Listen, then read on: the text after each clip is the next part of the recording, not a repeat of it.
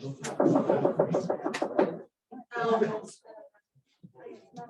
tarde. Não sei se me estão a ouvir bem, todos lá em casa. Muito boa tarde a todos. Bem-vindos a esta sessão de debate sobre a profecia, profetas da profecia em Israel.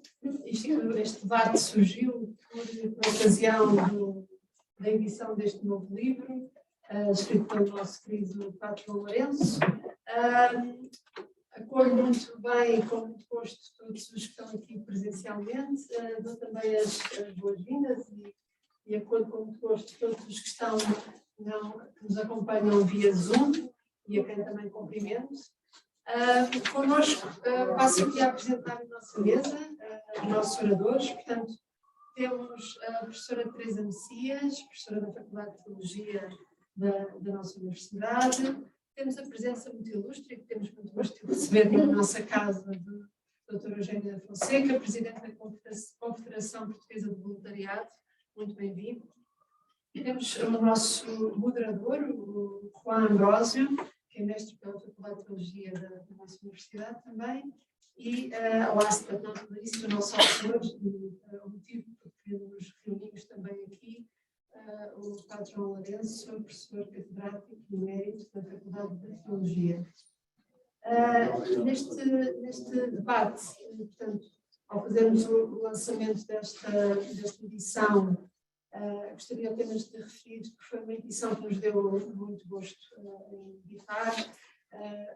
Enquadra-se na coleção de estudos teológicos, que são manuais de teologia promovidos pela Faculdade de Teologia, e que neste lançamento desta coleção, e que temos com muito empenho em concluir os vários volumes, tivemos o apoio da Fundação Amélia Bonel, que nos ajuda a divulgar este conhecimento e chegar, de facto, a esta forma tão simpática de levar o conhecimento que é o livro.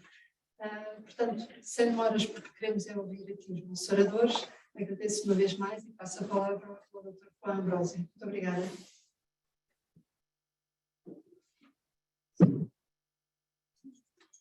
Ora, boa tarde a todos, aos que estão aqui e lá em casa. Estamos aqui a ver, graças a Deus, quiserem ver. Não tem que responder, não tem que responder. É um enorme gosto estar aqui a fazer a moderação na apresentação deste texto, por variedíssimos motivos, não vou alongar neles, mas essencialmente aproveito a ler o texto, como é óbvio, mas pela longa e sincera amizade comigo ao professor João Lourenço. E também aos dois amigos que tenho aqui à minha esquerda, e à Anabela, por suposto, já vamos fazendo, enfim, caminho juntos. Gostaria de deixar isto, porque me parece uma nota importante, que esta casa é uma casa de estudo e de investigação, mas é uma casa onde também se podem tecer redes de comunhão, e elas existem na Faculdade de Teologia e a partir da Faculdade de Teologia, com problemas como em todo o lado, mas é importante sublinhar esta dimensão também nos tempos em que correm. O que nos convoca aqui é este texto, Profetas e Profecia em Israel. O título poderia despertar sobre alguns a dizer, isto é interessante, vermos uma peça de museu, vamos falar nessas questões antigas, que talvez não tenham nada a ver com o momento atual. Se calhar tem muito a ver com o momento atual, e se calhar o que aqui se reflete e a reflexão que foi sendo desenvolvida pelos profetas, e que aqui aparece apresentada no livro, e uma reflexão acerca da reflexão que eles desenvolveram, talvez tenha muito mais a ver com o presente do que à partida poderia imaginar. Talvez uma das dimensões mais importantes a que a comunidade eclesial é chamada hoje seja a dimensão profética. Talvez essa dimensão esteja em déficit na nossa comunidade. Já ficam as perguntas. Passo de imediato a palavra. Vou apresentando um a um. Começo pelo Dr. Eugênio Fonseca, nosso antigo aluno e nosso amigo, licenciado em Ciências Religiosas aqui pela Faculdade de Teologia, um homem que sempre ligou a reflexão teológica com a leitura do mundo, tentando que essa reflexão pudesse ter influências no mundo e que esse mundo pudesse ter também consequências nessa relação. Durante muito tempo esteve à frente dos destinos da Caritas portuguesa, onde foi elaborando enorme trabalho de dimensão social. Continua ligado a essa dimensão. Hoje é o... Ok, tenho que falar mais alto para se ouvir lá. Muito bem. Hoje é o presidente da Confederação Portuguesa do Voluntariado e passo-lhe já, sem demoras, a palavra, agradecendo a sua presença, a sua disponibilidade para partilhar ecos de uma leitura deste texto. Obrigado, José. Boa tarde a todas e a todos. Cumprimento os membros da mesa, doutora Anabela, responsável pela editora, que faz este trabalho extraordinário que dá qualidade à editorial da universidade. O meu professor Padre João Lourenço, o meu professor Juan Ambrósio, e ainda não estava por cá a doutora Teresa Messias, porque também não sabia, mas a doutora Ana Jorge, sendo diretora da Faculdade de Teologia, também saúde, e portanto renovo as minhas saudações. Estão a ver que é um bocadinho complicado ter aceitado o desafio do professor João Lourenço, porque comentar a obra de um professor e com este nível, que aqueles que já tiveram possibilidade de ler reconhecem,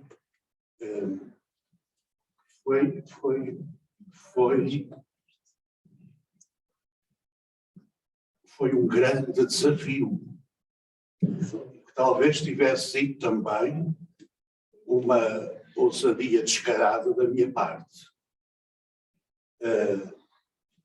Visto do outro lado, e aqui fica o meu grande agradecimento, e há tempos em que determinados acontecimentos têm um sabor diferente. Este acontecimento do professor João Lourenço, se ter lembrado da minha pessoa para estar aqui na mesa, enalteceu-me. Obrigado, professor, pela confiança que em mim depositou ao assumir esta tarefa que considero muito exigente, dado o nível, não só de alguns dos participantes, mas da própria obra.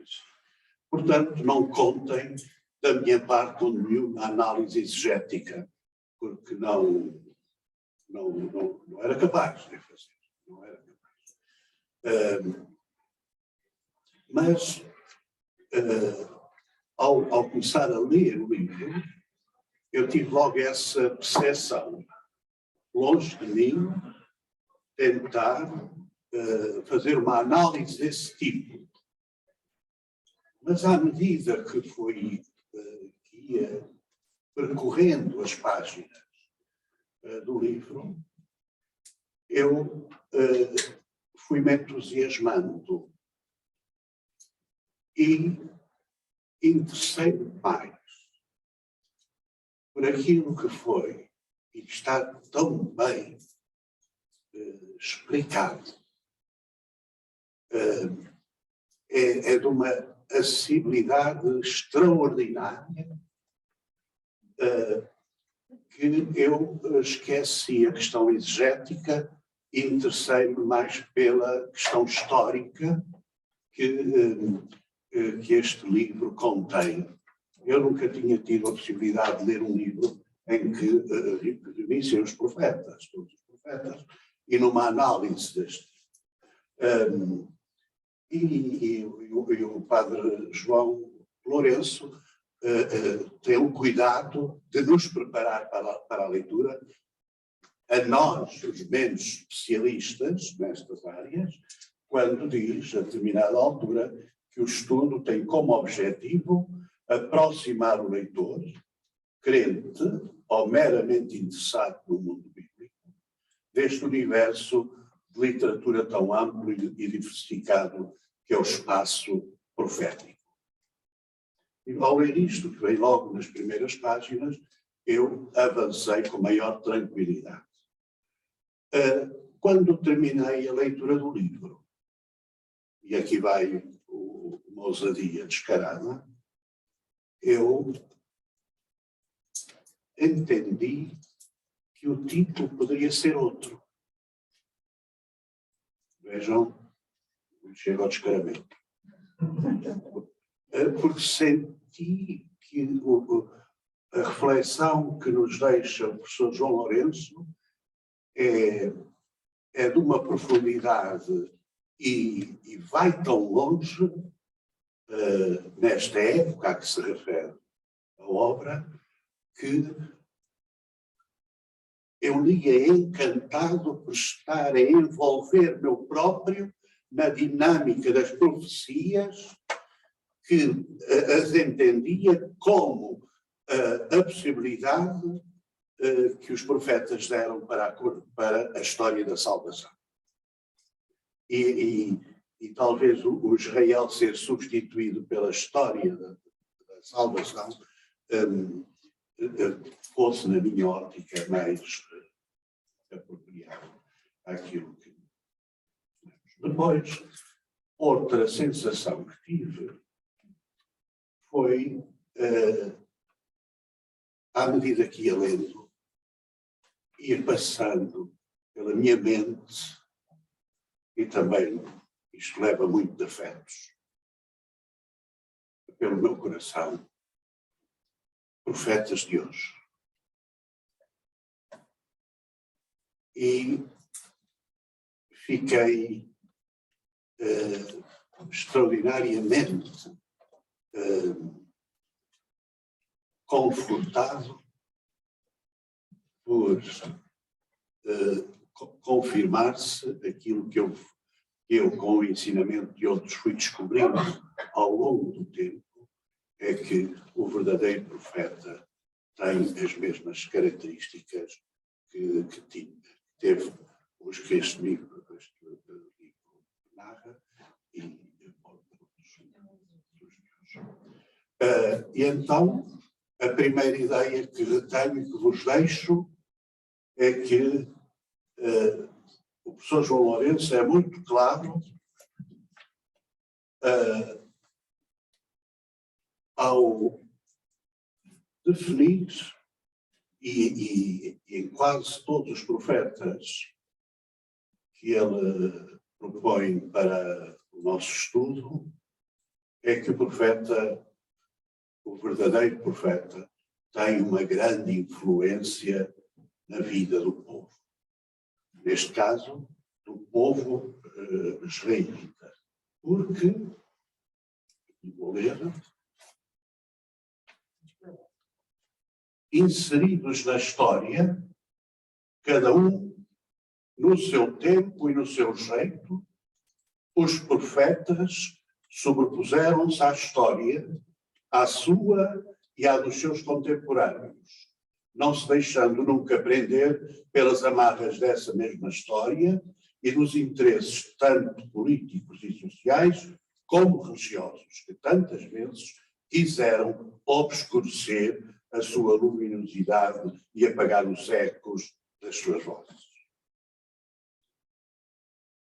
E o outro conceito, que o título apontava para ele, e em que me detive, foi o da profecia, que é que o meu professor entendia por profecia, porque a cadeira que me deu foi noutra área. E fiquei a saber, ou confirmei aquilo que os profetas do nosso tempo vão fazendo, que o profetismo não é mais do que a identificação das realidades de cada tempo e as respostas a essas realidades. E vi que poderia, ao longo dos profetas, ir apreendendo os objetivos e os requisitos humanos que são pedidos aos mesmos. E comecei a fazer uma comparação entre estes profetas e um profeta do nosso tempo. Temos, felizmente, muitos.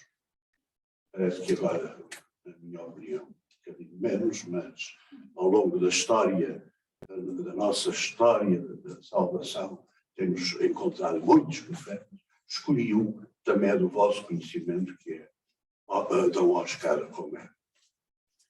E fui vendo, entre aquilo que eram os objetivos e a maneira de ser dos profetas aqui narrados nesta obra e aquilo que eu tenho estudado sobre este bispo mártir de El Salvador. E quanto aos objetivos, encontro 3. Anunciar como devemos viver. E na página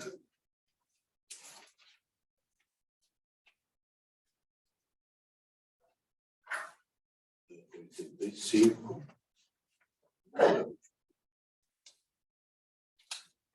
para aqueles que têm o livro poderem ir acompanhando.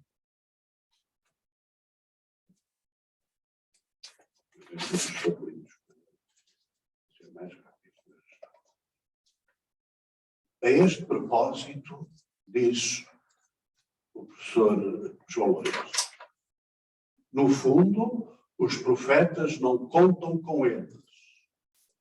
A sua certeza não lhes advém das suas análises, nem das alianças humanas.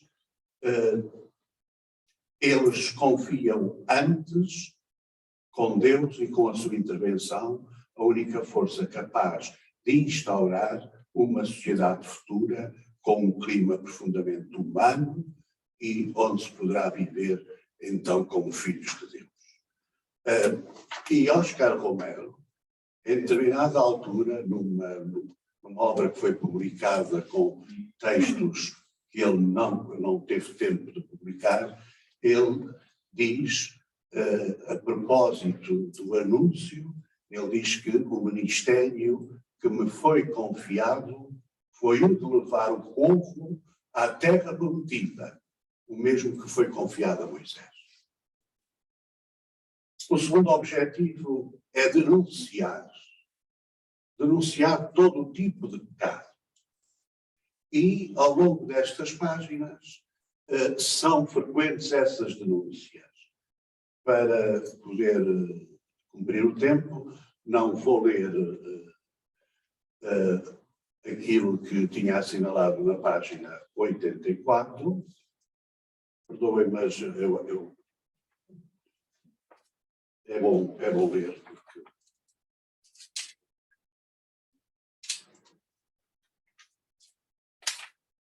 porque assim ficamos com uma ideia mais abrangente.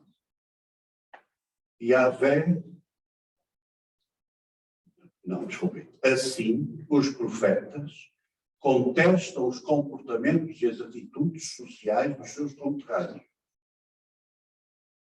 procurando construir uma sociedade fundada no direito e na justiça e digna do povo de Deus. A este propósito, Romero diz: esta é a minha missão de pastor, orientar, servir, ser a voz daqueles que não podem falar, denunciar o pecado e anunciar o reino de Deus e a salvação libertadora que Jesus nos traz. O terceiro objetivo é apelar à conversão. A este propósito, o autor, na página 82, escreve: fazendo despontar uma nova era, tudo mudará, já que todas as esperanças serão levadas à sua plenitude e o povo de Deus converter-se-á totalmente a Yahvé. Nisso, o profeta tem uma certeza feita de absoluto total. O profeta não é o adivinho da história, nem o mágico da futurologia. Ele é um crente e um mensageiro da esperança que leva à plenitude. A sua certeza está na força da palavra de Yahvé, que ele vive como ninguém. E Dom Oscar Romero diz que eu apenas dei a Cristo a minha pessoa para que ele falasse aos homens do nosso tempo, pedisse a sua conversão e os encorajasse a viver segundo o Evangelho.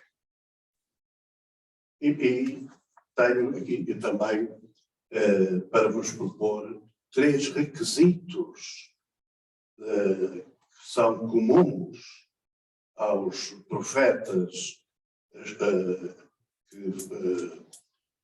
foram estudados pelo autor. E o primeiro desse requisito é a capacidade de amar, ser capaz de amar. Vem várias referências a este propósito no livro. Vou dizer apenas aquilo que Oscar Romero diz a este propósito, que é muito em consonância com estes profetas, com os profetas que estão nesta obra, como disse. Denunciei aqueles comportamentos não por ressentimento ou crítica irresponsável, mas pelo mesmo amor que tenho a todos. Um amor que requer clareza e justiça. Outro requisito é a firmeza. E na firmeza nós temos na página 43 uma referência muito interessante e que nos pode encorajar na nossa vida a assumir esta missão que nos cabe pelo batismo a todos nós.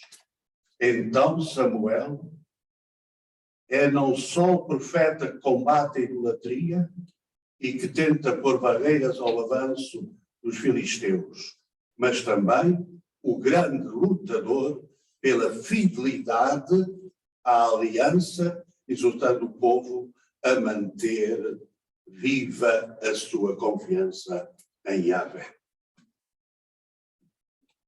E diz Oscar Romero, a este propósito, que consola saber que a Igreja é maior e mais santa quando é perseguida e que vale a pena qualquer sacrifício quando se é voz da Igreja e de Cristo. O terceiro requisito é aquele que nos parece, nas nossas próprias experiências, o mais difícil, que é ser paciente. A paciência, o saber esperar.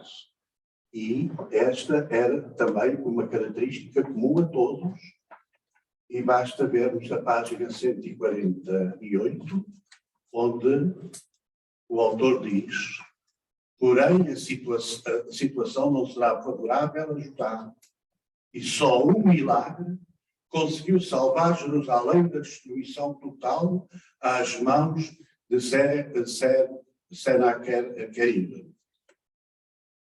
Isso, em boa parte, deveu-se à persistente insistência de Isaías junto ao rei Ezequias para que não se rendesse ao rei da Assíria.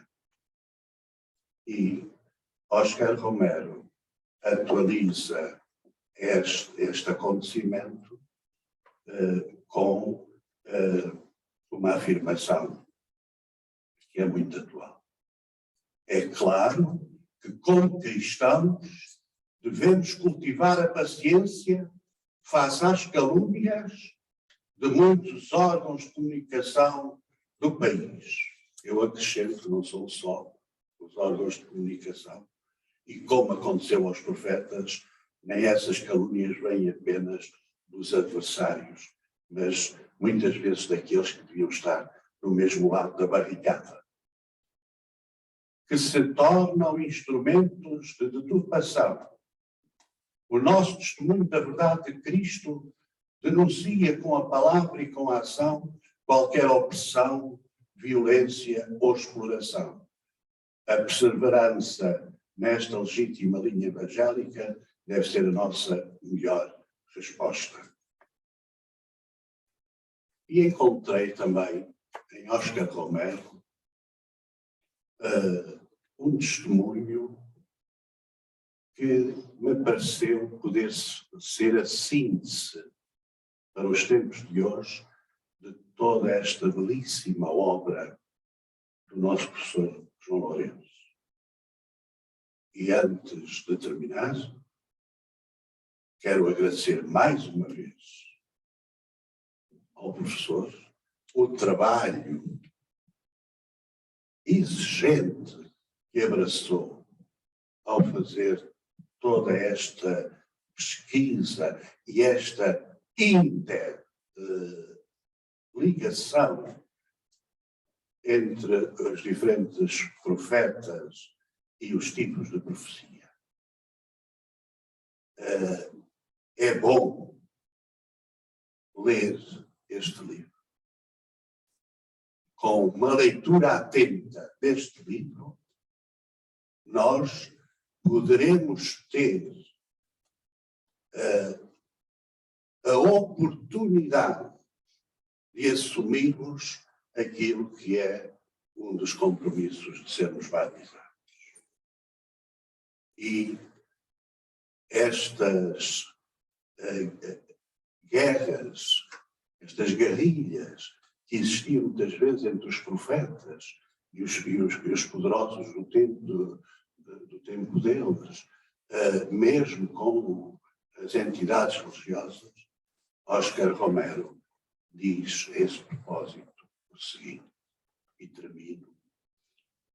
O problema é que o profeta não é o único guardião do povo.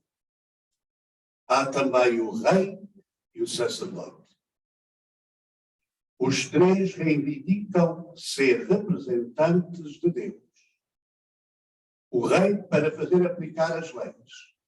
O sacerdote para explicar a palavra de Deus. E o profeta para tornar eficaz essa mesma palavra na vida cotidiana dos homens. Mas a lei, o culto e o espírito nem sempre coexistem. Muitas vezes entram em conflito, sobretudo quando a realeza e o sacerdócio deixam de ser ministérios, isto é, funções ao serviço do povo de Deus e se transformam em estruturas de poder e de domínio. Foi nesta afirmação de Oscar Romero que eu encontrei melhor síntese para esta belíssima obra do nosso professor João Lourenço. Muito obrigado, senhor.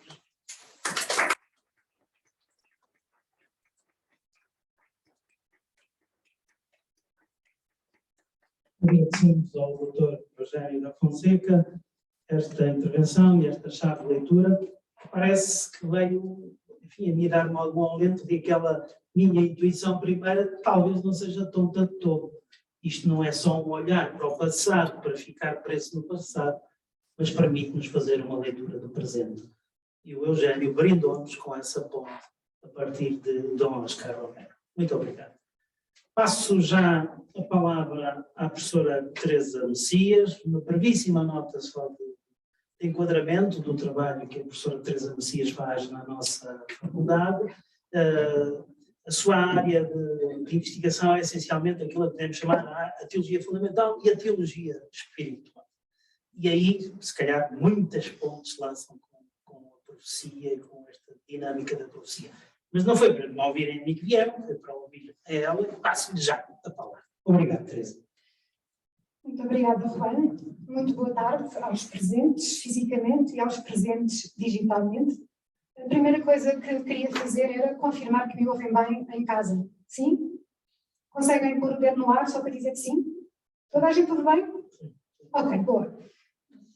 Então, o que me pediram, resta saber se eu consigo fazê-lo, é uma interrogação ou um diálogo, de alguma maneira provocativo, mas também iluminador, sobre a relação que pode haver entre profecia e teologia. Sobretudo nós que somos teólogos, muitas vezes temos que nos enfrentar com esta realidade profunda, que é em que medida é que a reflexão que fazemos é palavra eficaz e efetiva de Deus no momento em que falamos e na reflexão que fazemos. Então, para começar, gostaria de citar uma afirmação do insuspeitíssimo Reino Fisichella.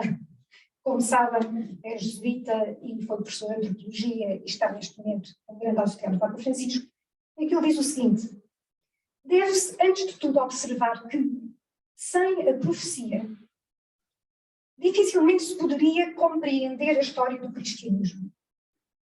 Ela representa uma realidade a tal ponto constitutiva para a reflexão teológica que ter de prescindir dela equivaleria a tornar equívoco o próprio objeto da fé cristã. E são palavras densas.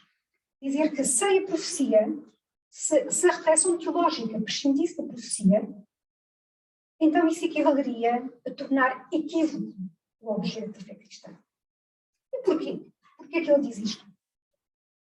Porque a profecia como a teologia, já iremos ver, partilham uma origem comum, que é a iniciativa de Deus e que é a revelação de Deus. É nesse gesto inicial de Deus que se comunica de maneira surpreendente e eficaz e com o seu espírito toma conta daquela pessoa a quem se comunica. É aí, é nessa origem comum, que teologia e profecia têm uma raiz que partilham. E por isso eu gostaria de dizer que o dom da profecia e o carisma profético não é uma realidade do passado, nem terminou com o período veterotestamentário. Os profetas não acabaram com o texto do Antigo Testamento. Porque esse dom e essa profecia continuam presentes no Novo Testamento, na vida da Igreja e do mundo, como dom que dimana do mistério de Jesus, o Verbo do Pai encarnado, aquele que diz as palavras que ouviu do Pai e aquele que, sendo a palavra, proclama com a sua existência humana, através de palavras e gestos humanos, como dador do Espírito no seu mistério pascal. Por isso, o dom dos profetas, que nós aqui tão brilhantemente vemos no livro que o professor João Lourenço teve o trabalho e a missão de escrever, e que eu muito recomendo, sinceramente, já iria falar dele mais à frente. O dom dos profetas do Antigo Testamento não é, de modo algum, um acontecimento fechado em si mesmo, que não tenha ponto de contacto ou significado com a revelação de Deus em Cristo e com o mistério da comunidade eclesial que o reconhece como Salvador. Se assim fosse, e não é, perder-se-ia a unidade da revelação entre Antigo e Novo Testamento, a unidade da autocomunicação de Deus na história, que atinge a sua plenitude no mistério do Cristo, do qual a Igreja é serva, é esposa e é corpo. Pelo contrário, os profetas constituem um dom de Deus ao seu povo e encontram, ou reencontram, o seu máximo expoente na figura do Messias que nós identificamos com Jesus, filho de Maria, Jesus de Nazaré. E a partir da afirmação que Jesus é a profecia do Pai, podemos assinalar que a sua palavra e gestos constituem um acontecimento de revelação profética, que se constitui como base para a teologia, com a necessidade de uma hermenêutica feita na história e abrindo a história para além dela, para o fim dos tempos, para o definitivo de Deus. Em particular, a teologia da história toma o acontecimento de Jesus como fonte de significado e sentido para o presente e abre-o, Este presente, instável, incerto, sempre volátil, abre-o ao futuro, abre-o à certeza de Deus, abre-o à consciência da misericórdia, abre-o, no fundo, ao definitivo e orienta os acontecimentos do tempo, os bons e também os maus, desde e para a salvação de Deus em Cristo. Por isso, na experiência eclesial de acolhimento da revelação e conhecimento sempre mais profundo e amoroso de Jesus como Messias prometido do Antigo Testamento, como um Messias que os profetas já intuíram e que direta e indiretamente também falaram. Nessa experiência eclesial, a comunidade cristã reconheceu em Cristo a vivência em plenitude das dimensões profética, sacerdotal e real.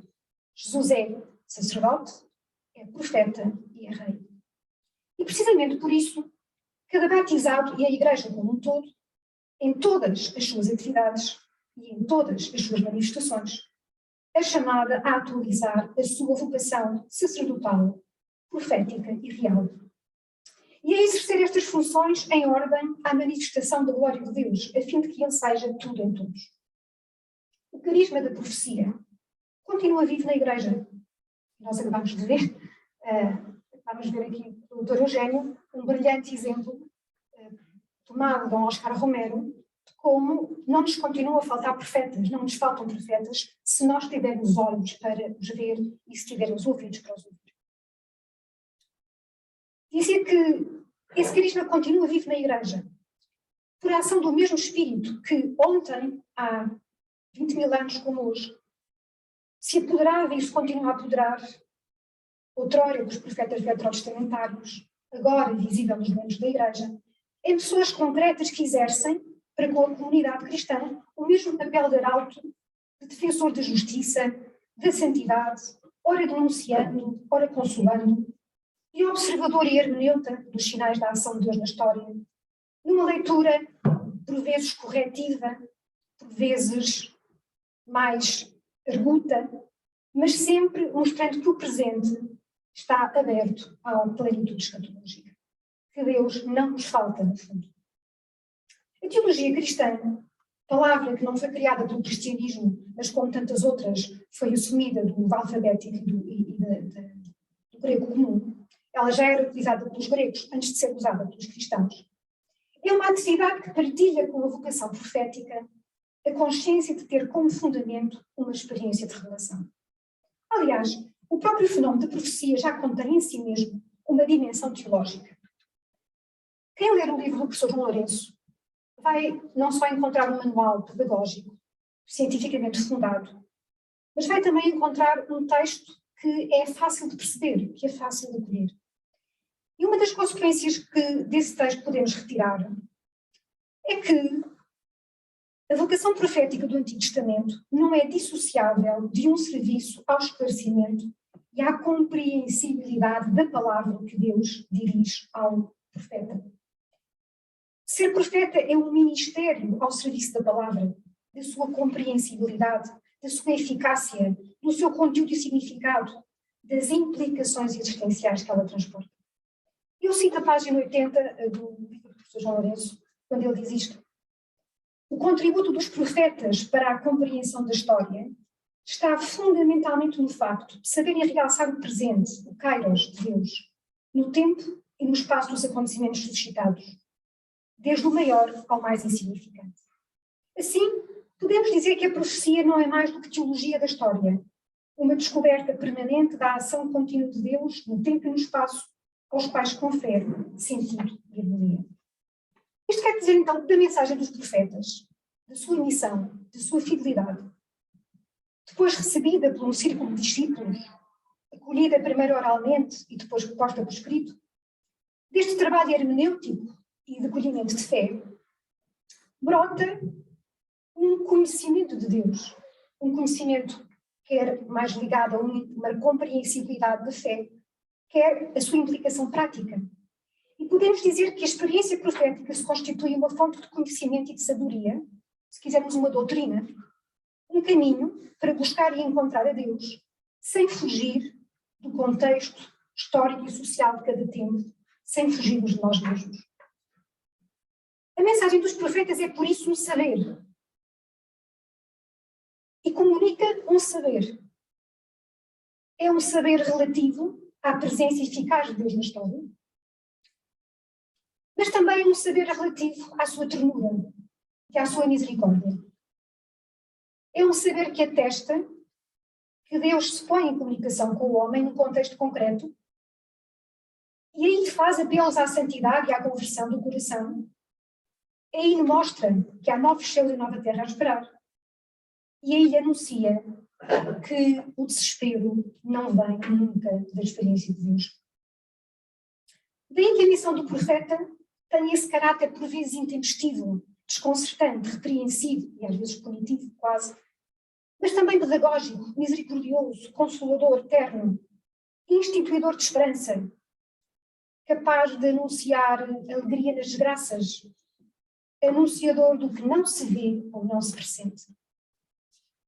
E se a profecia, como acabámos de ver, já contém em si teologia, se a profecia já é uma teologia, já é um saber refletido sobre a experiência da relação de Deus, feita ao profeta e comunicada pelo profeta àqueles que a acolhem, então temos que reconhecer que há uma unidade indissolúvel entre a palavra de Deus, manifestada ao ser humano, e o conhecimento de Deus que vem dessa palavra. Que há uma dinâmica teológica que se constitui por eficácia da palavra quando atinge o ser humano, que reflete em si nas consequências da palavra e assim constitui a chamada teologia profética. Profética porque a base é a palavra de Deus que é dirigida ao profeta, mas teologia porque dela nasce uma compreensão que se dirige ao homem e ao mundo e que esclarece a ação de Deus. A teologia profética é a manifestação plena de Deus em Jesus. Quando Jesus aparece, a teologia profética atinge o seu pleno sentido nessa experiência que nos é dada na relação com Jesus. Então a teologia, se vem a entender como ciência da fé, como conhecimento crítico da fé, tal como a profecia, fundamenta-se nesta relação de Deus que se dirige ao ser humano em Jesus e que lhe permite adquirir um conhecimento novo, específico e original. Profecia e teologia têm em comum este fundamento que é a consciência de que há uma ação de Deus que nos atinge de maneira individual e comunitária. Que essa ação, agora no tempo da Igreja, nos é oferecida em Cristo e no seu mistério. E, portanto, é Cristo e o seu mistério que constitui o fundamento da teologia, sobre o qual ela apreende um conteúdo que é feito de afirmações, de experiências vitais, também de experiências proféticas. Uma reflexão e uma palavra que é sempre dom do Espírito também. Por isso a teologia é também um dom de Deus para a comunidade crente.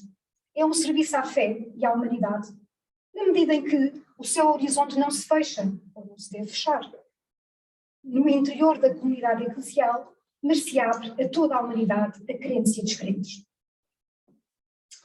Dizem os manuais de teologia, eu, como imaginarão, passo por cima, mas muitas definições de teologia que foram havendo ao longo da história, porque a teologia foi sempre definida de maneira diferente e compreendida de modo diferente ao longo da história. A teologia é conhecimento das coisas divinas, do mistério de Deus, mas simultaneamente, porque Deus se dá a conhecer o mistério do Verbo feito homem, a teologia é também conhecimento do mistério do ser humano, visto aos olhos de Deus. Da sua origem e finalidade, ela é discernimento dos sinais na história e no presente, através dos quais Deus fala e se manifesta. E aqui já temos uma grande semelhança com a profecia. Ai da teologia se ela não for capaz de ver a revelação ativa de Deus no momento presente e para onde é que Deus está a passar os seus sinais no momento presente. Entendida como ciência, como disciplina científica ou teológica, na pleiade da academia e das ditas ciências, como ciência ela tem um caráter muito particular, porque ela nasce de uma resposta de fé ao amor revelado de Deus. E nessa resposta está envolvida a razão humana. E por isso a teologia é um esforço que, partindo da graça de Deus e de uma experiência que não se programa nem se condiciona, mas sobre essa experiência o ser humano executa a atividade imparável de querer compreender o que está a acontecer, que acontecimento é esse que se está a dar. Por isso a teologia recorre à razão, mas não só à razão, para tornar compreensível, explicável e significativo para o mundo em que está o acontecimento de Deus. A teologia vive, por isso, do acolhimento contínuo e discernido, tal como o profeta, das várias linguagens com que Deus fala aos homens no presente, constituindo-se, ou devendo-se constituir, sempre, lugar de escuta e de resposta ao diálogo que Deus estabelece com o mundo. E uma vez que a revelação é um processo permanente, já tive longas lutas com alunos nesta universidade por dizer que a revelação continua, porque dizer que a revelação continua a ser feita por Deus é muito importante. Porque Deus continua a revelar-se no presente. A teologia tem como função importante discernir e acolher os novos e diferentes modos com que Deus fala ao mundo em cada momento do nosso hoje. E se, como eu disse, a revelação é o fundamento da teologia, esta tem então que detectar os sinais. Não é por acaso que o Concílio Vaticano II e o Papa João XXIII falou do discernimento dos sinais dos tempos, com a capacidade profética de ler o que está a acontecer no mundo e reconhecer nesses sinais uma palavra de Deus, um gesto simbólico, um gesto que tem a ver com a comunicação de Deus ao mundo. Então a teologia tem de saber ler os sinais e detectar os sinais que manifestam a presença e a mensagem de Deus. As pessoas que fazem esses sinais, as vozes que são sinal dessa presença de Deus e que permitem uma contínua e mais profunda compreensão de Deus que se revela. Ora, nesta atividade, pergunto eu, experimental, reflexiva e hermenêutica da teologia, qual é a sua relação com a profecia enquanto ciência? O mesmo Reino Fisichella faz uma afirmação que eu trago para aqui, porque ele diz claramente isto. A profecia, assumida pela teologia, constitui-se como uma forma expressiva da revelação e pode também hoje favorecer a sua compreensão e ser dela uma mediação privilegiada. Vou avançar muito rapidamente, porque quero acabar sem falta às 7 horas, vou falar só cerca de 25 minutos. A profecia é, por isso, na Igreja de hoje, onde permanece presente um dom e um carisma. E tem um valor teológico que não pode ser desprezado. A questão que se coloca hoje é de saber discernir as verdadeiras profecias, hoje e sempre, hoje como sempre. Saber discernir as verdadeiras profecias das falsas profecias. E nisso, a tarefa do discernimento eclesial é um dom absolutamente imprescindível. Agora, uma vez discernido o verdadeiro carisma profético, então, a profecia deve ser incorporada na reflexão teológica e tornada um elemento que nos ajuda a entender a voz de Deus e a comunicação de Deus e sobre ela exercer uma reflexão e tirar os frutos de eficácia para o mundo. Os escritos do Novo Testamento, sobretudo os de Paulo, apresentam os profetas e a profecia como uma função carismática a que todos devemos tender, todos, seja como função institucional que está na base da Igreja, seja como dinâmica pessoal do encontro com Deus. A profecia é, na Igreja, manifestação da ação e emoção do Espírito ressuscitado, que renova todas as coisas e conduz a Igreja sempre mais a aprofundar continuamente o mistério de Cristo. E é exigido de todos nós uma conversão sempre mais profunda. Agora, há uma coisa muito importante, é que os carismas proféticos, regra geral, são incômodos. E, em geral, os profetas, como o Reino Fisichella diz, de maneira só são elogiados depois de mortos. Porque enquanto estão vivos, ou são perigosos, ou são incomodativos, ou são tão visionários, por vezes constituem-se como pessoas incríveis. Porque Deus vai sempre à frente dos nossos ritmos institucionais. E por isso o profeta é também um desafio. É alguém que é incomodativo, por missão. Porque tem por função alertar e criar uma dinâmica de resposta e de conversão à instituição e ao povo como tudo. Diz-se então que, e digo, citando aqui o Reino Fisichella, que os profetas e o carisma profético não podem, sem mais nem menos, ser relegados apenas ao momento da Igreja primitiva. Eles são de hoje, eles estão hoje aqui. Eles pertencem de maneira constitutiva à Igreja e para ela possuem um significado permanente e insubstituível. Eu gostaria de perguntar se, nas nossas dinâmicas de fé, se nós nos pomos a pergunta onde é que estão os profetas de Deus hoje? Onde é que estão as palavras proféticas de Deus para a nossa experiência de fé de hoje? E falando por mim, para a teologia de hoje. No entanto, A história da integração da teologia e profecia nem sempre tem sido fácil. Pelo contrário, há períodos em que podemos ter a tentação de extinguir ou ignorar a profecia, com um enfoque demasiado racional ou demasiado humano do esforço de compreensão, não dando à tarefa teológica a prevalência que nela tem de ter na manifestação viva e eficaz de Cristo. É relativamente fácil à instituição eclesial, aos sacerdotes, para usar a tripla definição do governo, do sacerdote e do profeta. Às vezes é demasiado fácil ao sacerdote calar o profeta. Às vezes também pode ser demasiado fácil ao profeta não perceber que há um papel e uma tarefa que cabe ao sacerdote. Então este diálogo entre o carisma profético, a Igreja e a sua tarefa de condução e o carisma teológico funcionam como uma trilogia que tem que encontrar aqui as dinâmicas e as sinergias para servir a palavra de Deus. Aquilo que comunicam os profetas como palavra e sinal de Deus, por vezes, ou é difícil de discernir claramente, como tendo origem a Deus, ou então é demasiado crítico, demasiado lapidar, demasiado corretivo ou desafiante para ser acolhido. Ou então, a autoridade do profeta parece ser demasiado forte para ser acolhida pela teologia. Eu faço aqui um inciso. Carla Hammer diz num dos seus escritos que uma das razões que pode justificar, às vezes, o abafamento da profecia pela teologia, isto dizendo, estou a inventar, que é o ciúme da autoridade do profeta. O profeta aparece como um fulgor de Deus, aparece como uma palavra viva, como alguém que tem uma experiência dinâmica de Deus. E por vezes nós teólogos somos mais racionais e não temos esta experiência direta e, portanto, há aqui qualquer coisa que nos escapa. Ele diz mesmo que o que nos escapa é percebermos que é uma missão, a tarefa do profeta. Resta-nos perguntar se a teologia quer ser relevante para o mundo de hoje e, sobretudo, se quer cumprir a sua missão, que é servir Deus, revelando o seu amor e o poder transformador que Deus tem aos homens, nos homens e no mundo. Se queremos, de facto, servir Deus em cada contexto histórico, e no hoje que é o nosso, perguntemos se podemos prescindir de nos interrogar em que medida é que aquilo que dizemos e aquilo que fazemos tem também integrado em si a mensagem dos profetas do nosso tempo. A nós que exercemos teologia como missão e profissão, gostaria de perguntar-me e perguntar-nos se estamos conscientes de transportar para as nossas reflexões e textos a consciência clara de uma palavra de Deus viva e eficaz para o mundo, que o abra e que nos abra ao diálogo com realidades e que integre e escute os apelos e as perguntas que a humanidade faz à fé cristã e aos seus crentes. Venha ela de onde vier.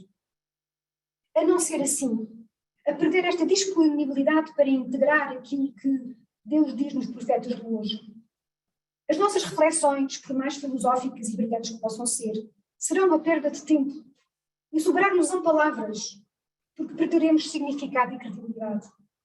E perdê-lo-emos porquê?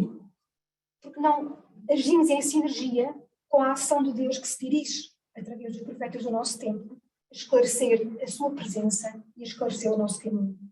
Mas não tem de ser assim. Não tem mesmo de ser assim.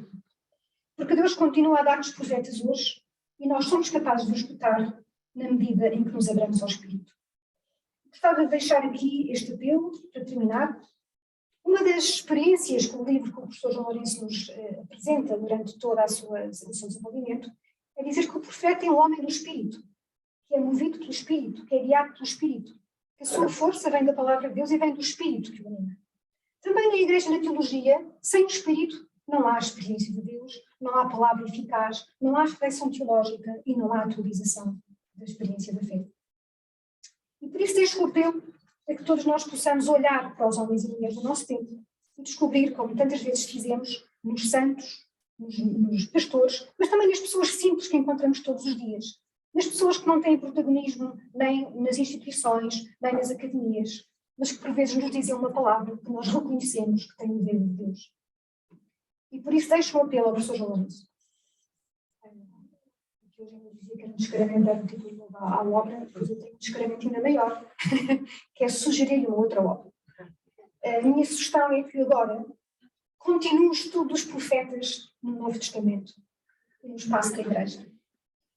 Que nos ajude a compreender que a profecia não está extinta, que o Novo Testamento nasce da experiência do profeta que é Cristo, e que sendo profetas, sacerdotes e reis, nós temos que aprender a fazer da nossa vida cotidiana também uma experiência de profecia.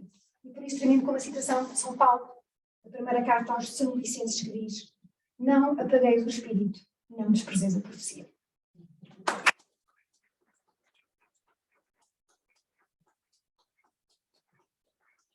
Agradecemos à professora Teresa Messias este exercício de leitura que nos abre tantas pistas e tão interessantes. Sublinho apenas duas notas: história e legibilidade. Ou seja, que a reflexão teológica, tal como a profecia, tem que ser em cada momento histórico um exercício de legibilidade desse momento histórico, de descobrir nele o que Deus nos está a dizer. Obrigado, Teresa, por essa partilha. Quase que me atrevo a dizer que o tempo da profecia é a contemporaneidade. Acho que não estou a dizer as neiras, não? Torce o nariz, não sei o que é. Torce o nariz. É a altura, então, de passar a palavra ao autor do texto, o professor Lourenço, que sabe que quando escreve um texto, e ele cai na mão de leitores como estes dois que acabamos de ouvir, ele vai vibrar de outra maneira, vai ser lido de outra maneira, vai ter outras declinações. É assim, é para isso que servem os textos. Mas gostaríamos de ouvir o que é que estava no coração do autor quando pensou nestas linhas e se deixou realmente também apanhar por esta dimensão da profecia dos profetas. Penso que posso dizer que o conheço bem e sei como este tema dos profetas e da profecia é uma das suas grandes paixões. João. Eu vou seguir bons exemplos e vou também pegar no microfone, assim mais próximo, não diria da boca, mas do coração, que é para poder fazer chegar melhor e sentirem palpitar mais. Bem, começo por uma palavra de agradecimento aos companheiros, aos amigos e aos notáveis homens que refletiram sobre o tema que foi proposto. A eles saúdo e a eles agradeço, assim como aos demais que estão aqui presentes na mesa. Saúdo a todos os presentes e não levem a mal que deixo uma palavra de saudação ali à doutora Ana Jorge pela sua presença aqui. Também é sempre bom saber que a instituição teológica está também a escutar a profecia. A instituição também está para escutar a profecia, como aqui se pode verificar. E uma saudação que não é menos calorosa aos nossos amigos que estão em regime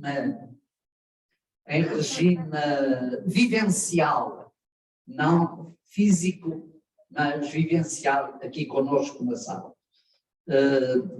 Espero que este encontro, que esta nossa partilha aqui possa ser útil a todos e que esta partilha tenha efetivamente uma marca dialogante, ou seja, a profecia tantas vezes é vista porventura como algo muito fechado em si, muito singular. Não, a profecia era a melhor forma no Antigo Testamento de criar o diálogo, porque era capaz de superar as classes, saía do culto, saía do grupo do sacerdócio, estendia-se à sociedade, tocava a realeza, tocava os funcionários, tocava os agentes do poder. Portanto, era efetivamente uma marca dialogante desta reflexão e desta palavra de Deus que chegava a todos. O binómio que dá mote para este nosso encontro aqui não pretende ser, nem pretende eu ser, um binómio de oposição, ou seja, teologia, profecia contra teologia ou teologia dispensando a profecia. Não é essa, naturalmente, não foi em jeito de contraposição que ele foi proposto. Colocar a reflexão teológica dogmática e a reflexão bíblica, ou se quiserem profética, em campos opostos. Não. Tanto a teologia quanto a profecia têm como objetivo falar acerca da identidade de Deus. Isto é muito importante. mesmo que a metodologia deste falar possa não coincidir, porque uma assume mais a reflexão intelectual, e eu diria que é uma realidade que se vem descobrindo cada vez mais, os profetas falavam muito com o coração. Iam muito direcionados às pessoas. Algo que aqui o doutor Eugênio da Fonseca também referiu deste exemplo que nos propôs. Os profetas iam, mas são a mesma fala, ou se quiserem, são perspectivas de falar da mesma realidade. Falar de Deus. Falar sobre a sua identidade e a sua presença na história. Todos sabemos bem que a profecia é sempre a teologia, pois ela tem a Deus e a sua palavra como centro e motivação. Tal como toda a teologia é na sua essência profética, já que o seu objetivo é explicitar e propor aos homens a essência da mensagem do mesmo Deus. Efetivamente, é na profecia que a teologia encontra as suas raízes. E foi a partir da profecia que Jesus identificou a sua mensagem e a comunidade crente encontrou nele, Jesus, a realização e a plenitude das propostas feitas por Deus à humanidade. Ou seja, está na profecia a verdadeira identidade, eu diria as verdadeiras raízes da história da salvação. Elas partem da profecia. Eu tenho uma perspectiva, que aqui vou aludir, mas que para mim é um bocado é mais acutilante. E dita de forma muito sumária, muito sumária. Há duas grandes teologias no Antigo Testamento, há muitas mais, mas eu diria duas.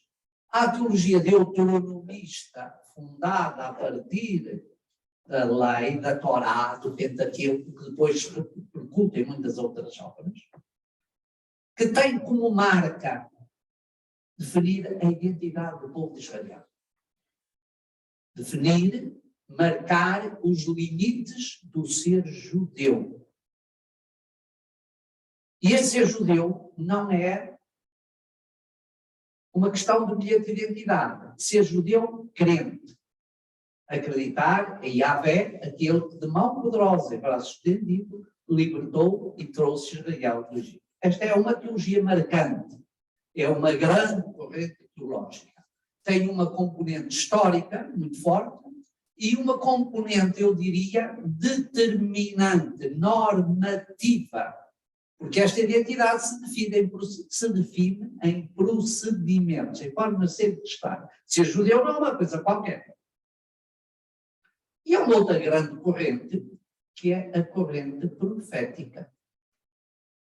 Também partilha, porque falam do mesmo Deus, falam da mesma história da salvação, realçam os mesmos acontecimentos, mas a identidade está já não em definir identidades, mas sim em definir metodologias, processos de procura de Deus, de encontro de Deus, de escuta de Deus. Para a profecia, a função primeira é procurai o Senhor e vivereis. Conversão, deixai de fazer o mal e praticai o bem. São palavras determinantes de Amós, de Oseias, mesmo também de Isaías. Procurai o Senhor e vivereis. Este é o ideal do profeta. Ele não define horizontes desta procura. Não determina até onde é que vai esta procura. É o procurar permanente, contínuo. A teologia deuteronomista normativa diz, já encontramos o Senhor, praticar a lei está tudo resolvido. Um autor, iria referir isto adiante, mas refiro já, se depois também vier outra vez, pode abundar, não há problema nenhum, mas que é André Neyer, que diz, a Torá, a teologia deuteronomista, busca, propõe a santidade. Ou seja, é que bonito, é isso que todos queremos. O imperativo ético da teologia deuteronomista é a santidade, ser santos como eu sou santo. Para ser santo, o que é? Foi tudo aquilo que não conduz ao lado. Não comas carne de porco. Não cases a tua filha com um estrangeiro. Cumpre o sábado. Não invoques o nome de Deus em vão. Isto era a santidade. Dizer o imperativo ético, olhem que bonito. O imperativo ético da profecia é a vivência da justiça. A justiça no verdadeiro sentido bíblico. O imperativo ético dos profetas já não é a questão da santidade abstrata, factual. Ou seja, a Torá propõe a santidade a partir de códigos. É a santidade codificada. Os profetas não acreditavam nisso, como eu também não acredito. A santidade posta em códigos não é santidade. Às vezes as instituições têm o mau hábito de terminarem determinados procedimentos e quererem meter toda a gente dentro daqueles procedimentos. É falta de imaginação. E é preguiça mental. A profecia, diz ele, é a prática de justiça, ou seja, é a prática do amor, é a prática da ternura, muito bem definida naqueles princípios de Oséias, é a prática da proximidade, é a escuta da voz do oprimido e do desamparado, do órfão e da viúva. Esse é o imperativo ético da profecia. Mas uma e outra destas duas perspectivas, elas apresentam-nos esta pluralidade da história da salvação. O Antigo Testamento oferece-nos estas perspectivas e não as põe ao barulho, apresenta-as. Embora houve momentos na história do Antigo Testamento que elas andaram um bocadinho ao barulho, isso diga-se a verdade. Principalmente com a parte final. Portanto, a procura de Deus e o apelo à conversão são a identidade essencial da profecia. E são, no tal é, a tarefa que compete à teologia. Para os profetas, eles fazem isto, mas a finalidade não é fazer uma leitura do mundo. Eles fazem. E não há profecia sem história, não há história sem profecia. História bíblica, por suposto. Portanto, o objetivo da teologia profética não fica para fazer uma leitura do mundo, nem apenas para analisar a sociedade contemporânea, e muito menos para impor a esta sociedade uma lei que tenha mais de identidade nacional do que interpelação teológica. A teologia profética é o desafio de Deus presente no mundo através da sua palavra, que ganha voz na pessoa dos profetas. E é por estes apresentada como o caminho da esperança. E por isso, um dos grandes filões, podemos assim dizer, um dos grandes temas da profecia é exatamente o messianismo, que é o dar sentido ao futuro, o dar esperança ao futuro. Efetivamente, é da profecia e do testemunho dos profetas, e bastaria recordar aqui as grandes figuras de alguns, Isaías, Jeremias, Ezequiel, Oséias, ou outros, ou então recordar os seus grandes tópicos proféticos. E, tomando essas duas dimensões, facilmente compreendemos como a mensagem de Jesus colhe nos oráculos e nos próprios profetas os seus paradigmas de vida. Jesus pautou a sua vida exatamente por esses paradigmas.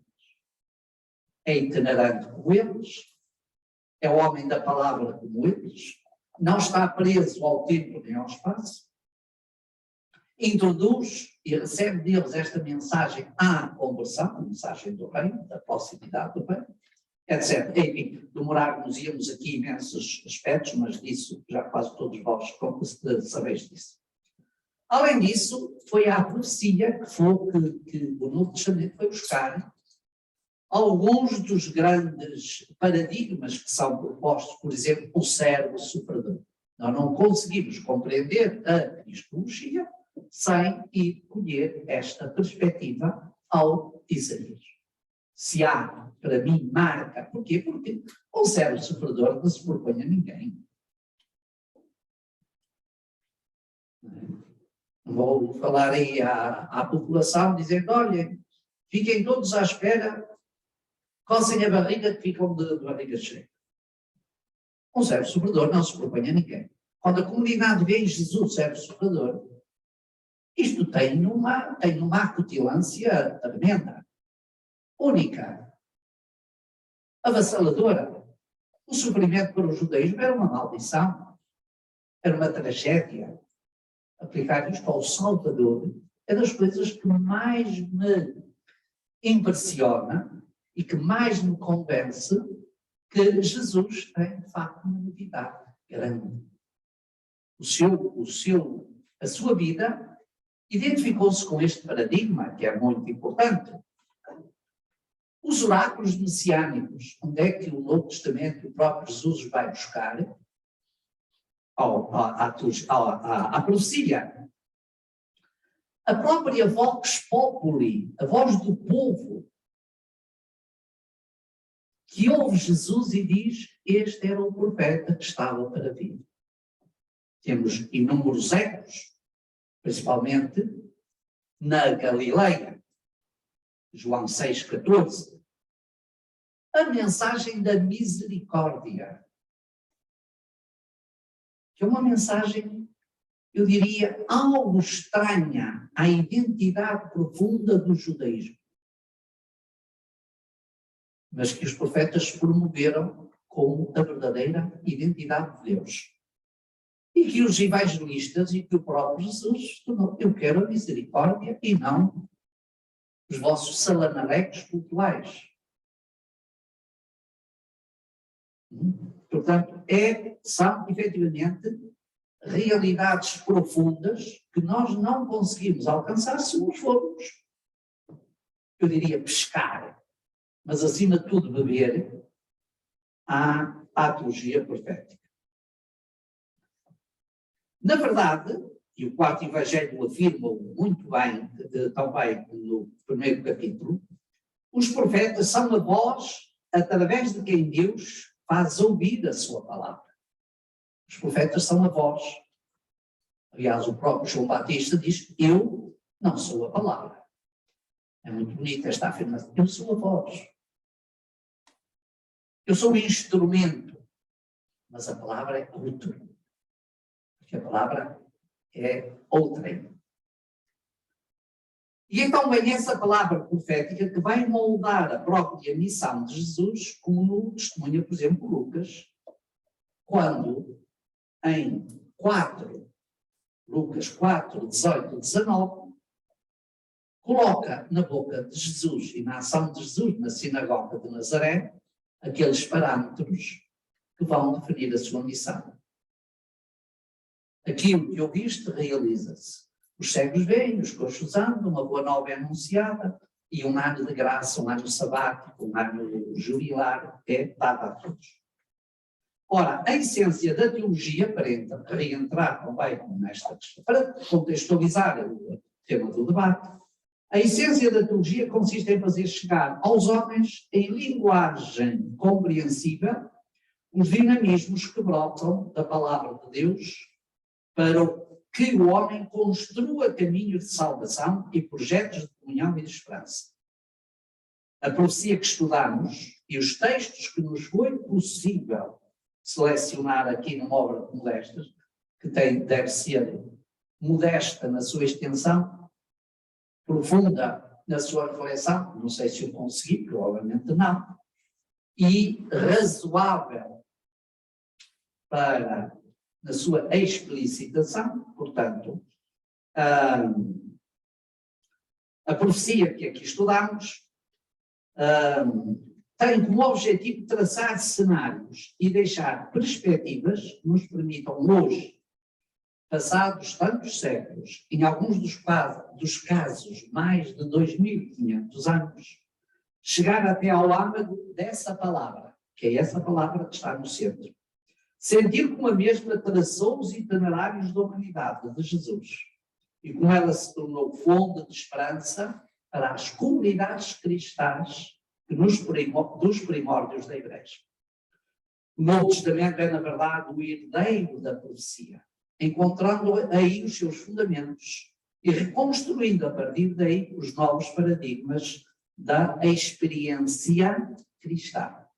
Efetivamente, a exegese crítica do século XVIII e XIX, marcada pelos traços do iluminismo e do romantismo, pretendendo pôr em causa algumas dessas dimensões de validade histórica, só veio fazer bem à teologia e valorizou a profecia. E que bem é que veio fazer? Permitiu que se desse a esta dimensão de historicidade uma dimensão que não seja meramente a dimensão documental da história.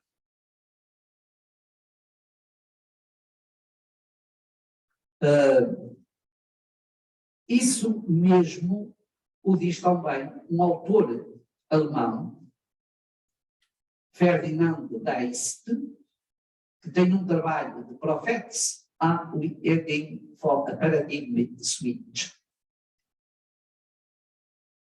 que diz: o profetismo impôs-se na tradição bíblica, reparem bem, mas não é só ele que o diz, há muitos outros autores que o dizem. O profetismo impôs-se na tradição bíblica pela força e pela centralidade que o cristianismo lhe conferiu. Há mesmo um autor que diz que se não fosse o cristianismo, os profetas da Escritura teriam sido banidos do cânone judaico. Provavelmente é demasiado dizer isto, mas a verdade é que quem estuda esta questão das canonicidades dos livros bíblicos sabe que em muitas épocas o judaísmo minorizou e minimizou a importância e minorizou, tornando-os menores à palavra profética, porque ela assentava na procura de Deus e não no cumprimento da lei. Ter a lei bastava, não era preciso mais nada.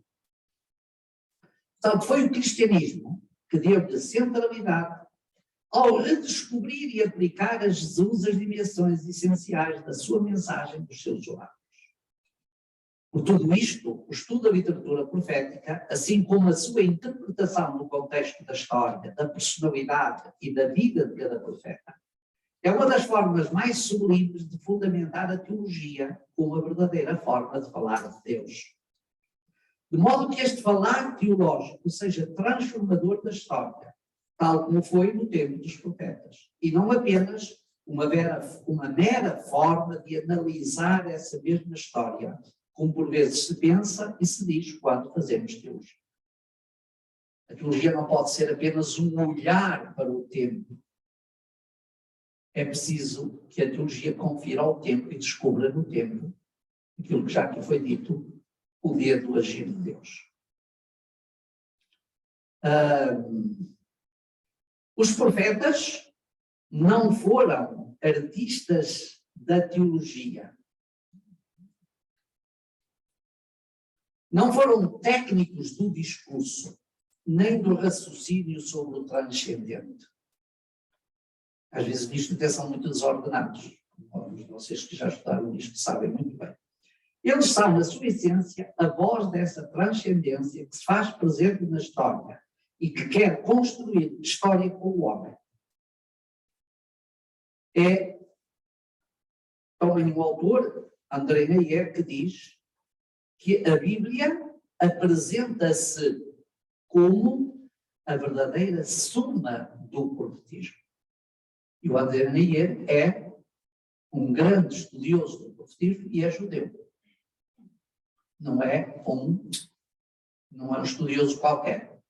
Por acaso, tenho um livro fundamental dele, que é, para mim, uma espécie de manual.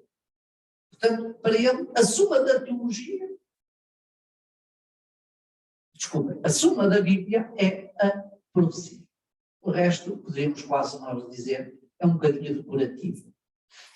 Ele dizendo isto, se o dissesse numa comunidade daqueles Harenis, daqueles ortodoxos, levava no cachaço fortemente, não é? Porque de facto esses têm pouco de profético, a não ser quando os vemos e achamos curioso.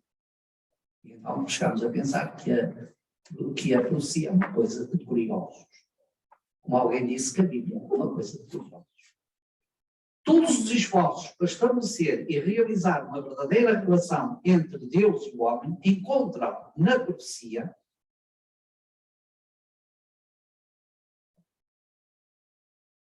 o seu verdadeiro ideal, desde os elementos mais vulgares e cotidianos até os mais sublimes. Este testemunho é bem esclarecedor da relevância do profetismo para a teologia cristã e mostra-nos bem como a teologia não é verdadeiramente teologia se ela não for a arte profética de falar de Deus. Deixei por fim, com uma intenção, como o autor da obra, testemunhar o meu apreço e agradecer o trabalho que a editora fez, como tem feito, com algumas outras obras minhas, no apuramento da obra, no trabalho redacional também, daquilo que é próprio de uma editora. E sinto muito honrado por toda a atenção que sempre tenho merecido.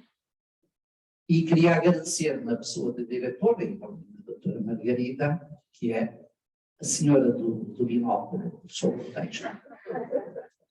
Agradecer a eles para transmitirem também às outras pessoas que colaboram os meus agradecimentos e o testemunho da minha estima por todos e por cada um. A todos vós, uma vez mais obrigado, e vamos ver se agora há algum elemento que possamos dialogar ainda também um bocadinho, porque isto também é função do debate. Está bem?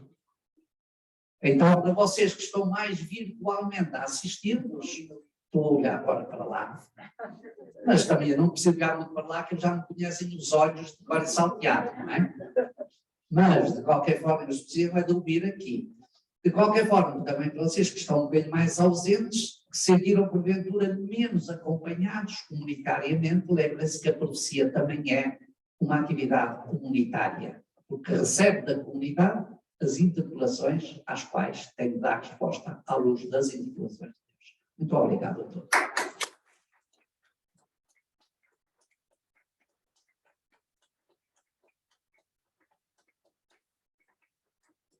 Obrigado, João, por esta partilha, que ainda vai mais despertar o interesse pela leitura do texto. Acho que eu não fiz promoção. Sim, sim. Falar dos profetas como falas não é promoção à leitura do texto.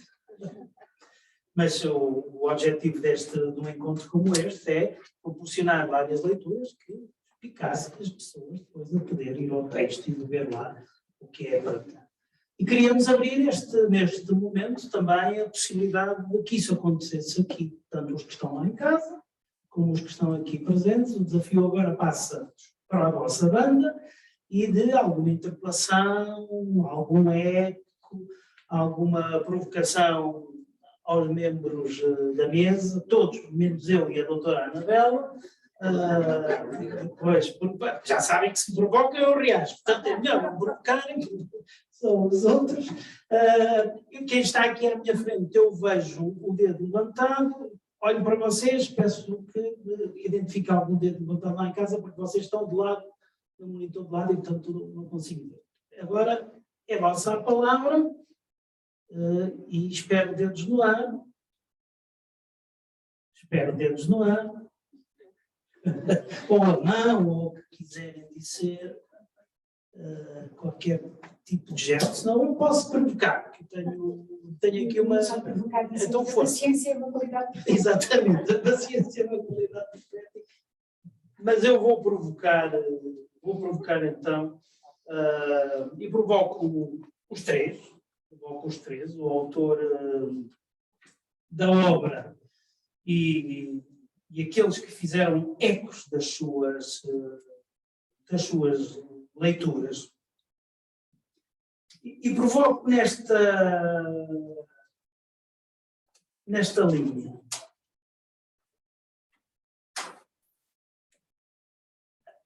A missão, claramente, profética foi aqui apresentada, e acabámos de ouvir isso nas palavras do professor João Lourenço, não só como uma leitura da história, do tempo, mas como uma leitura do tempo que pretende descobrir nesse tempo qualquer coisa, não é? E essa qualquer coisa é a presença do mistério de Deus, que quer abrir o tempo, para utilizar expressões que vêm no texto, que quer abrir o tempo à eternidade. Não se trata só de ler o tempo, mas de ler o tempo, procurando nele a presença de Deus, que quer abrir esse tempo à eternidade. E que isso constrata, não é? Não sei a palavra. Não é constrata, é... Também não. Branco e preto. Contrasta. Não sei. Exatamente, contrasta um bocadinho com a outra dimensão, que é a dimensão, aqui apresentada a patologia do autonomista, do cumprimento toda a norma.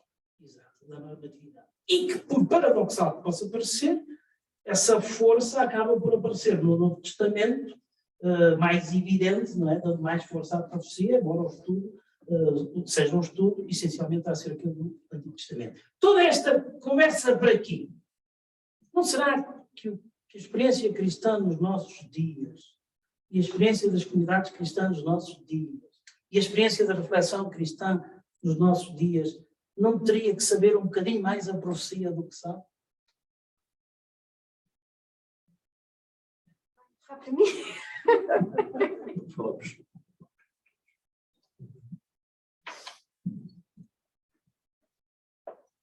A pergunta provocatória é: o que é perceber um bocadinho a profecia? O que é perceber a profecia? Eu não sei se a palavra certa para a profecia é o verbo perceber. Porque eu acho que a profecia é voz e sinal.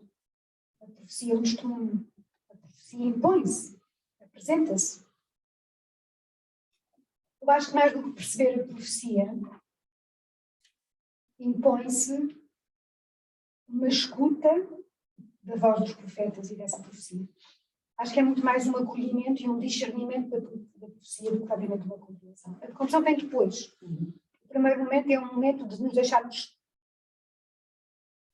tocar e até desinstalar e por vezes incomodar, porque todas essas dinâmicas estão presentes na palavra profética, alertar, desassossegar, acordar o que queiram, para uma palavra que nos interrompa a rotina, que nos interrompa o pensamento habitual e que nos fala de uma imagem de Deus que nós ainda não chegamos, que nos alarga os horizontes à compreensão de Deus. A palavra profética revela Deus para além do que já é conhecido. E, portanto, tem um novo, traz uma novidade. E com essa novidade traz uma eficácia. O que eu acho que nós temos que nos perguntar é se nós estamos a viver a fé agarrados a uma rotina, e nesse aspecto seríamos mais deontologistas, não é?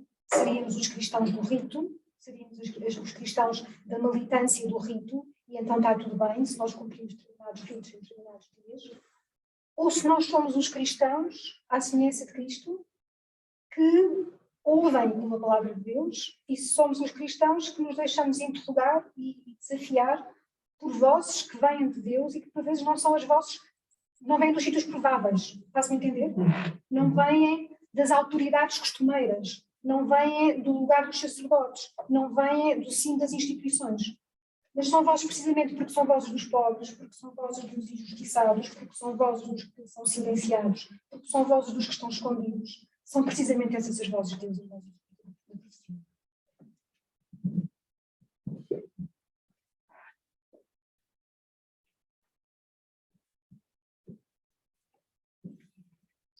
Estava ainda a tentar encontrar aqui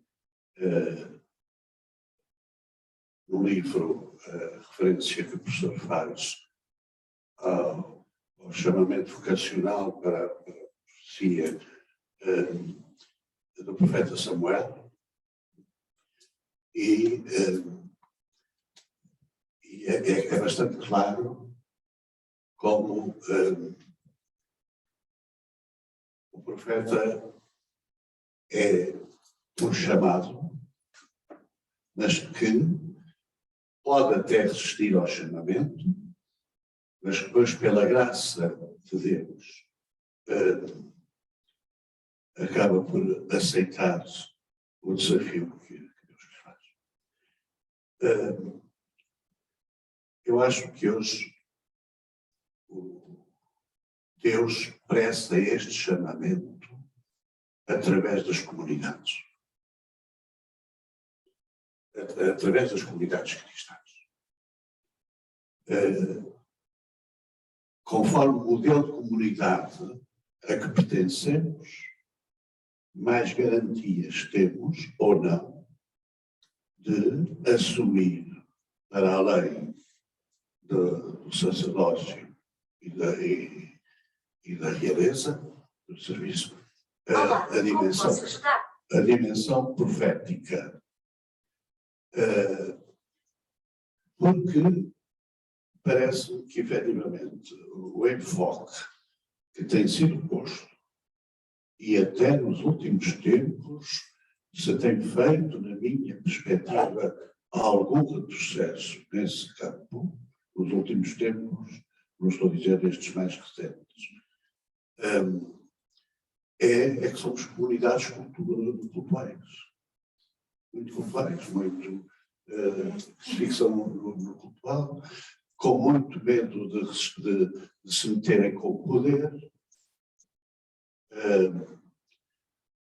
envolvidas também elas, portanto, o conjunto das suas próprias comunidades, noutros tipos de poder que existia já no Antigo Testamento e que está aqui expresso, e no Novo também com muita clareza, que são aqueles deuses que nós adoramos e às vezes com mais facilidade. Neste caso, na era presente, Papa Francisco chama a atenção frequentemente para dois tipos de Deus que imperam e nos dominam, o dinheiro e o poder, e que nos fazem acomodar. Por outro lado, quem assume a condição de profeta tem que ter paciência, como eu disse, mas não, por questões de tempo, não referenciei outra disponibilidade, que é para o sacrifício, que pode ir até, como aconteceu ao Oscar Romero, ao cúmulo do sacrifício aqui que se pede. Porque no livro isso está enunciado várias vezes, a melhor forma que alguns julgam que é boa para calar os profetas é lançar sobre eles suspeições, calúnias. E o que é incomodativo, também não é novo, também neste tempo surgiu, é que essas formas de fazer calar os profetas aparecem dentro do próprio contexto em que o profeta está.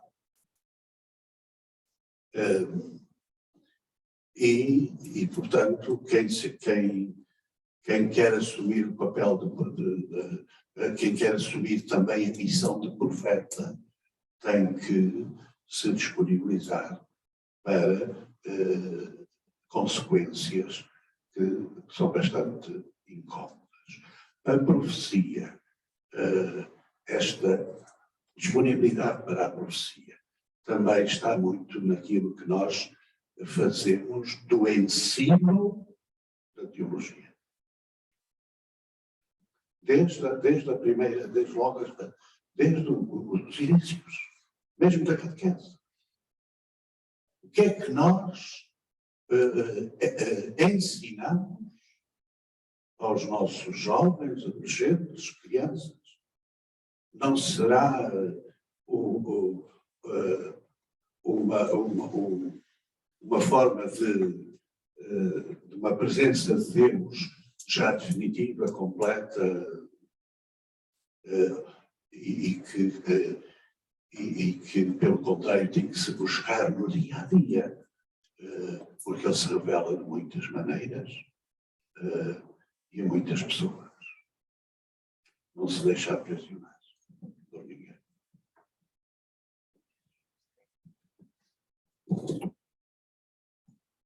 Para entrar na cena, não tenho mais nada a acrescentar. Se ficasse calado, dizia que não tinham nada a dizer. Então, entrar na cena, eu acho que há aqui uma coisa importante na linha do que, ou como resposta ao que o Dr. Juan colocou. E que é uma coisa que hoje em dia é pouco comum. Nós vivemos numa sociedade acomodada. A grande matriz, se me perguntar o que é que você diz sobre a sociedade atual? Cómoda, acomodada. E a profecia é inquietação. A profecia é inquietação. Reparem, estava aqui a pensar, como os profetas transformaram as suas desventuras na inquietação por Deus. As desventuras dos profetas foram a inquietação por Deus. O testemunho mais evidente, e nem carece de grande ilustração, é a figura de Jeremias. Maldito o dia em que eu nasci, maldito o homem que foi levar a boa nova ao meu pai de que lhe tinha nascido um filho varão. Tivesse sido o sepulcro o seio de minha mãe, o meu sepulcro definitivo. E logo a seguir ele vai dizer, seduziste-me, eu deixei-me seduzir, porque te procurava. Porque essa dimensão desconfortante, trágica, diríamos, da vida, aponta-me, eu queria fugir, diz o Jeremias. Eu queria fugir, era muito mais cómodo. Mas a tua palavra era um calor que me devorava e eu não conseguia resistir. Ou então, diz Ezequiel, lá no exílio, perante a surdez do povo, ele emudece. Ele faz-se mudo e vem perguntar, mas não tens nada para nos dizer? Não, vocês não querem. Vocês não querem inquietar-se. Vocês querem acomodar-se. E a nossa sociedade é profundamente acomodatícia. E a nossa educação hoje é a educação do acomodamento. A sociedade acomoda-se por tudo, as famílias acomodam-se em tudo e criam descendentes acomodados. Ninguém quer sentir inquietação. O menino está a fazer um bocadinho de barulho, pega lá o tablet e acaba de estar, não esteja chateado. Vou para o restaurante, enquanto nós falamos de tudo, das favas e de outras coisas. O menino vê o tablet. Nós hoje vivemos numa sociedade de acomodação. Aí é difícil que esta dimensão profética se faça sentir. O que é que é fazer? É, de facto, termos comunidades mais inquietas. Comunidades mais vivas, fervorosas. Comunidades mais estimuladas para dar respostas. Porque também as comunidades não são desafiadas. Ou são muito pouco. Algumas. Mas é muito pouco. Não são pedidos desafios. E quando não nos é pedido desafios, o que é que a gente gosta? Ficar no cantinho da manhã a dormir num soninho umas horas. vejo aqui um dedo no ar, a professora Teresa. Se calhar leva-se lá um microfone, que é para os de casa ouvirem. Não temos. Então pedimos à professora Teresa que chegue aqui ao pé. Mas não sei se ouve. A Margarida é capaz de chegar. Eu repito. Não consigo dar tempo. Sim, sim. É capaz de chegar. Não vai mais, tem que vir aqui, se faz favor. Assenta-se aqui na sede a prima. Ora bem, entre as muitas coisas que eu aprendi das intervenções de todos, confesso que houve uma que teve prioridade sobre as outras e que é a questão dos profetas de hoje. E há aqui várias dúvidas que me assolam o espírito e uma delas é se, de facto, nós podemos usar a palavra profeta neste sentido verdadeiro, ligado à Bíblia, mas isto é muito facilmente transponível, muita coisa que foi dita, para o plano político. Posso imaginar, desculpem o racismo, que há quem ache que o Jerónimo de Sousa é um profeta. Portanto, digamos, inquieta-me a fronteira entre um plano mais concreto da política e a parte, digamos, e aquilo que ouvimos aqui em relação à arte histórica dos profetas e a sua aplicação aos tempos de hoje. Gostei imenso de ouvir o que o Dr. Eugénio disse como exemplo concreto, porque eu acho que nos faltam exemplos concretos, essa era a minha segunda inquietação. Eu não vejo nos dias de hoje nenhum outro profeta que não seja o Papa. Eu não sei se há outro, eu gostava que se isso não fosse indiscreto, a minha pergunta e a resposta,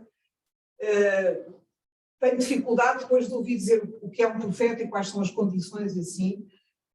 Gostei muito da resposta das comunidades. Eu posso imaginar que, de facto, haja comunidades proféticas, mas em termos de personalidades, quem é que corresponde hoje em dia a esta definição de profeta sem ser o Papa? Eu não consigo ver nenhuma, mas isso sou eu que tenho a minha inteligência limitada.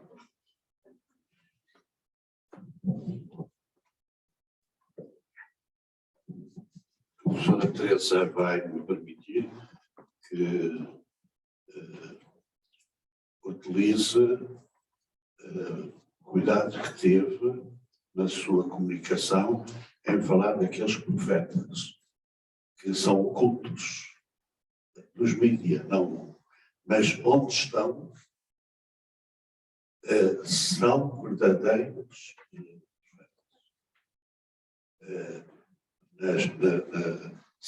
silenciosos no sentido do protagonismo que possam ter, mas há gente que procura fazer contracorrente a estas adversidades que a profecia tem nos tempos nossos. A intervenção da senhora fez-me lembrar uma questão que me foi colocada na sexta-feira em Balsamão, numa jornada escolar. E o senhor também, o professor, fez a pergunta se podia pôr o cristianismo em cima da política. E ficou com algum desconforto quando eu lhe disse que é aí que o cristianismo tem que estar. É onde acontece a polis. Onde acontece a polis. Claro, com todos os riscos. E veja que nos tempos atuais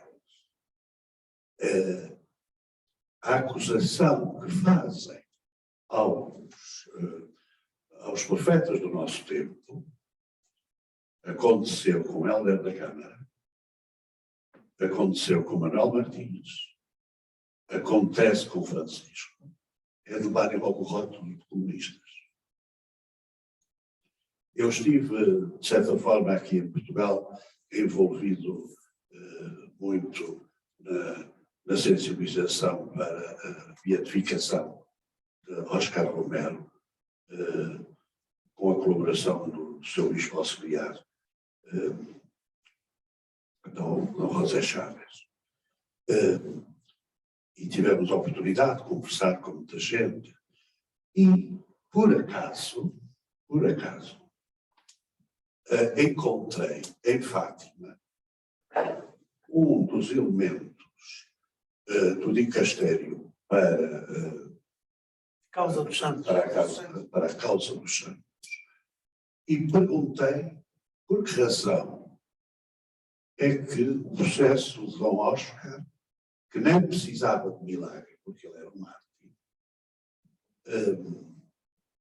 estava na gaveta. E a resposta foi surpreendente. É que ainda não conseguimos perceber se a profecia dele era cristã ou se era marxista. Quando aqueles que têm estas responsabilidades não sabem fazer este discernimento, porque já falamos aqui nas profecias, também há que haver bastante discernimento e distinguirmos o azeite do vinagre.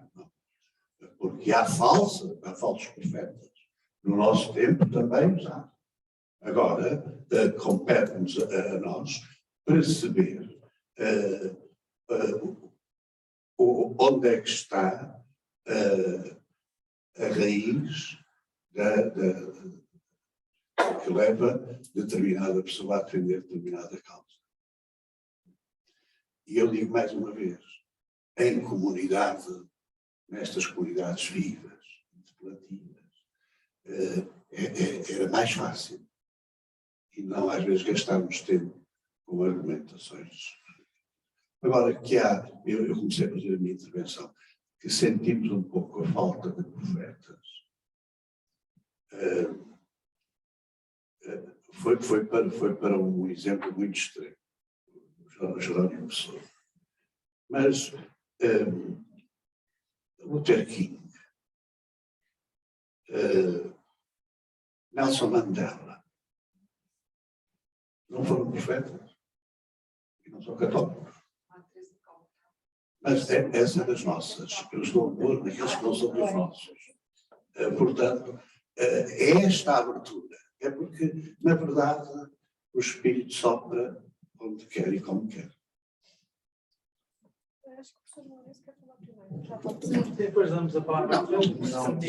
Não, era só um bocadinho, por exemplo, casos, este debate franco, só que a nossa, hoje alguém disse, não fui eu que inventei, que uma coisa que não é publicada não existe. Não é publicada no Facebook. Também disse o Rogério, não é publicada, não é pública, não é comunicada, não sei quais, não existe. Isso provavelmente até tinham a intenção de me levar a fazer publicações, isto é, fazer publicidade, uma coisa que eu detesto. Porque a profecia não sou eu que a publico, que a publicito. É o testemunho que a gente dá, se a gente não dá esse testemunho, não é. Mas veja aquele padre francês que foi assassinado. Não tinha ele uma atividade profética profunda no seu espaço, na sua comunidade.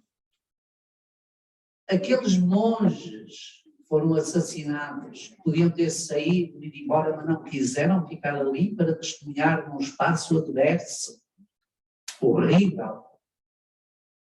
Um espaço execrável que eles conheciam, quiseram ficar ali para dar este testemunho. Muitos missionários podiam estar comodamente instalados